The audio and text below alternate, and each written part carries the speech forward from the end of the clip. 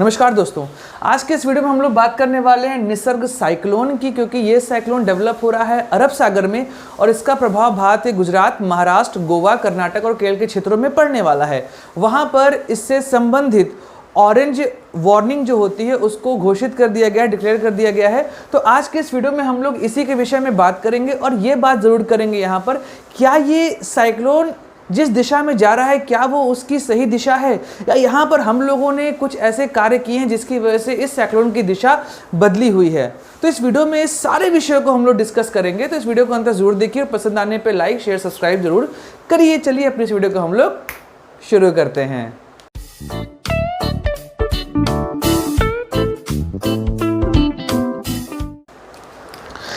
तो सबसे पहले हम लोग बात करते हैं निसर्ग। नाम बहुत ढेर सारे रखे जाते हैं। अभी कुछ दिन पहले ही अम्फान साइक्लोन आया था जिसका नाम थाईलैंड ने रखा था।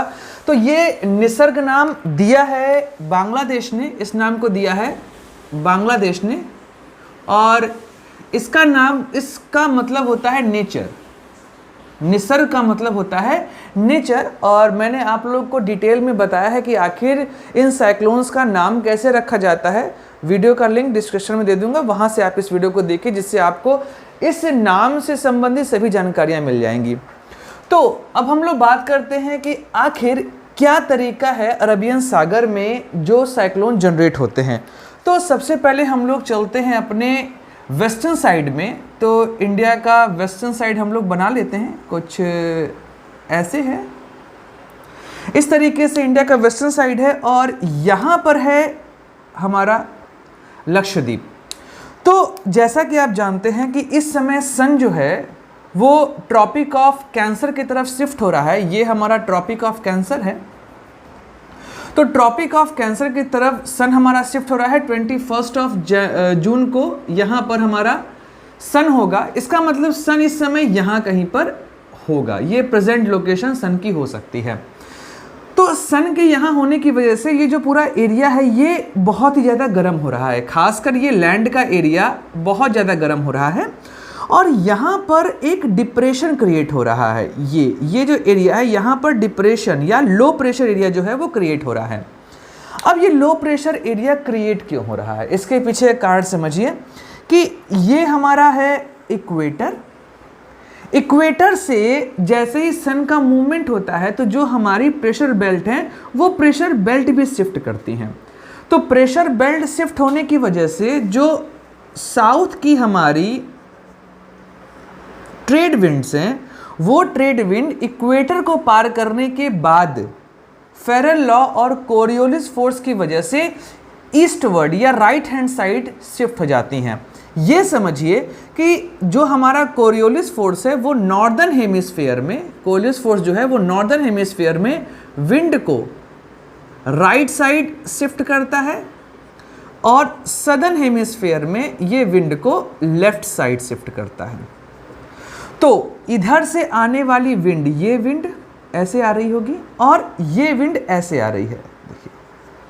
तो इन दोनों विंड का यहाँ पर मिलन हो जाता है, यहाँ पर ये विंड आपस में टकराती हैं। टकराने की वजह से यहाँ पर देखिए सन की वजह से ये लो प्रेशर हो रहा है। तो इस लो प्रेशर को फिल करने के लिए ये विंड इस तरीके से सर्कुलेट होगी, ऐसे ऐसे सर्कुलेशन स्टार्ट होगा। तो नॉर्दर्न हेमिस्फीयर में ये जो विंड है वो एंटी क्लॉक मूवमेंट करती है और सदर्न हेमिस्फीयर में ये विंड जो है वो क्लॉकवाइज मूवमेंट करती है। तो यही चीज़ यहाँ पर होता है कि ये विंड इस तरीके से सर्कुलेट करके इस लो प्रेशर एरिया या इस डिप्रेशन को फिल करने की कोशिश करती है।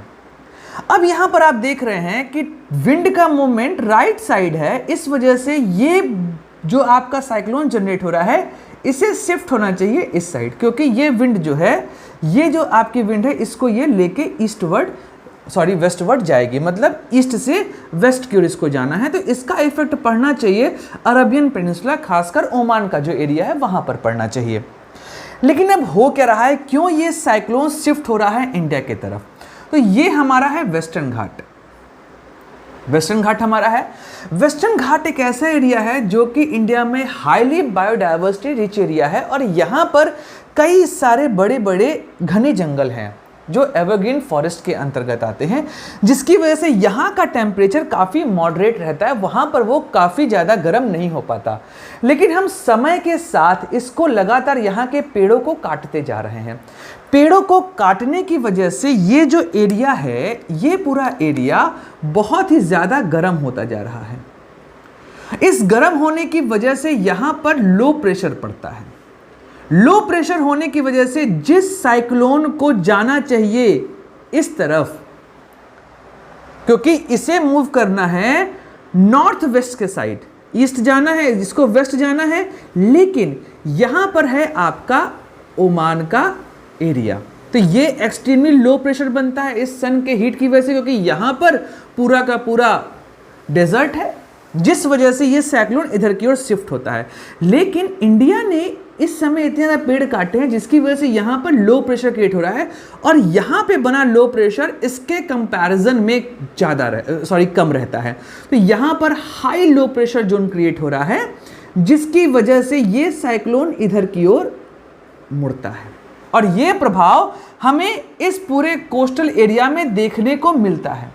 तो अगर जितना ज़्यादा हम पेड़ काटेंगे उतना ही ज़्यादा यहाँ पर लो प्रेशर क्रिएट होगा, और वो लो प्रेशर जो आपका अरबियन सी है वहाँ पर बनने वाले साइक्लोन को अपनी तरफ अट्रैक्ट करेगा।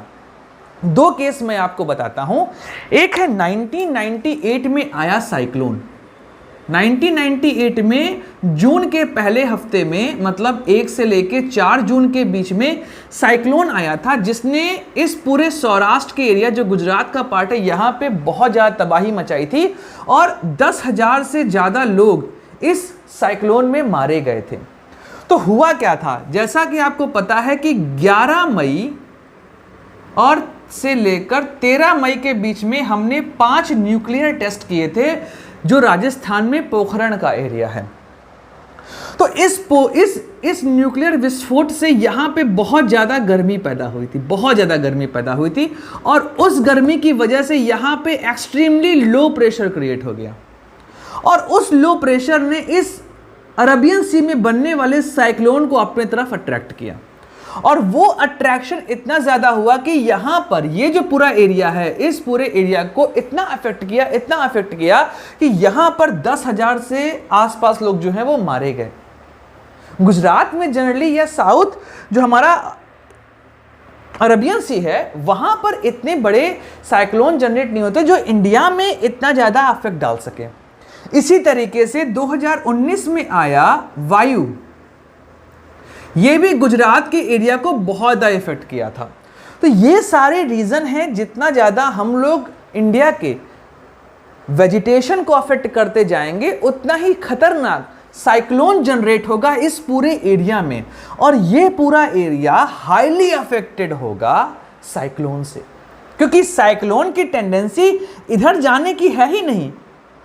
ये जितने भी नॉर्मल लॉज बनाए गए हैं, फेरल लॉ, कोरियोलिस फोर्स, उन लॉ का अपोज करता हुआ ये आपका पूरा साइक्लोनिक मूवमेंट है, क्योंकि विंड की डायरेक्शन ऐसे बन रही है। तो इस साइक्लोन को यहां जा, लेकिन हम इसको अपनी तरफ अट्रैक्ट कर रहे हैं। इसीलिए आप देखेंगे कि हम सबसे ज्यादा बात करते हैं बे ऑफ बंगाल में ओरिजिनेट होने वाले साइक्लोन की, क्योंकि वो सीधे इधर की ओर अफेक्ट करते हैं। लास्ट वीडियो में मैंने इसके बारे में डिटेल डिस्कस किया था। तो यहां पर यही चीज समझिए कि हम जितना ज्यादा यहां की डाइवर्सिटी को और यहां के क्लाइमेट को अफेक्ट करते जाएंगे, उतना ही खतरनाक तरीके से साइक्लोन यहां से इधर की ओर मूव करेगा, और ये मूवमेंट इंडिया में उस एरिया में रहने वाले लोगों के लिए बहुत ज्यादा डेवास्टेटिंग, खतरनाक होगा। तो ये चीजें हम लोग को समझनी चाहिए कि यहां पर हम पेड़ों के कटान को रोकें। जैसा कि आप जान रहे हैं कि हाल के दिनों में मेट्रो बनाने के लिए भी कई सारे जंगल जो हैं वो मुंबई के आसपास के एरिया में काटे गए। उसके अलावा गुजरात के एरिया में हो रहा इतना ज़्यादा कंस्ट्रक्शन और वेस्टर्न घाट में हो रहे कंस्ट्रक्शन इतने ज़्यादा अफेक्ट क्रिएट कर रहे हैं इंडिया के क्लाइमेट में कि वो सारे एरिया जो कि हाईली वेजिटेटिव जोन है, जहां पर एवरग्रीन फॉरेस्ट मिलता है, वो सारे फॉरेस्ट अफेक्ट हो रहे हैं इन सब कटान की वजह से। और हम यहां पे जनरेट होने वाले साइक्लोन को इंडिया में ला रहे हैं। ईस्ट कोस्ट तो इंडिया का वैसे ही परेशान है, वेस्ट कोस्ट पे भी हम लगातार साइक्लोन के बनने को और वहाँ पे प्रभाव डालने को बढ़ावा देते जा रहे हैं। इस वजह से हमें कंट्रोल करना चाहिए पेड़ों की कटाई, अनियमित तरीके से होने वाला कंस्ट्रक्शन और उन कंस्ट्रक्शन में उठने वाली धूल जो कि हाइग्रोस्कोपिक न्यूक्लियाई, जो कि एक कारण बनता है कंडेंसेशन का। जितना ज़्यादा हाइड्रोस्कोपिक न्यूक्लियाई हम लोग एटमॉस्फेयर में छोड़ेंगे उतना ही ज़्यादा वहाँ पर रेन बढ़ने की पॉसिबिलिटी रहती है। कर्नाटक, महाराष्ट्र और गुजरात के एरिया में आर्टिफिशियल रेन भी इसी सब की वजह से सिल्वर आयोडाइड का प्रयोग करके वहाँ पर हम लोग ऐसे जो आर्टिफिशियल रेन है उनको हम लोग जनरेट करते हैं रात के समय जनरली हम लोग इस कोस्टल एरिया में। तो उस तरीके से हम जितना ज़्यादा ये टाइप का चीज़ें क्रिएट करेंगे, हम लोग कंस्ट्रक्शन करेंगे, उतना ज़्यादा हाइग्रोस्कोपिक न्यूक्लियाई भी क्रिएट होगा, कंडेंसेशन बढ़ेगा और जहाँ पे बारिश नहीं होनी चाहिए वहाँ पर बारिश कराना ये कहीं से भी अच्छा नहीं। प्रकृति ने हम लोगों को चीज़ें जो दी हुई हैं वो बहुत सोच समझ के दी हुई हैं। हम उनका ऐसा दोहन नहीं करें कि वो हमें दंड देने के लिए उतारू हो जाएं। कोरोना के केस में आप चीज़ों को देख रहे हैं। तो उम्मीद करता हूं कि आपको ये वीडियो काफ़ी पसंद आया होगा और कई अच्छी जानकारियां आपको मिली होंगी। तो अगर आपको ये वीडियो पसंद आया हो तो आप इस वीडियो को लाइक करिए, चैनल को सब्सक्राइब करिए, इस वीडियो को शेयर करिए जिससे और भी अच्छी जानकारियां मैं आपको दे सकूं। तब तक हंसते रहिए, मुस्कुराते रहिए और भारत माता की जय गाते रहिए।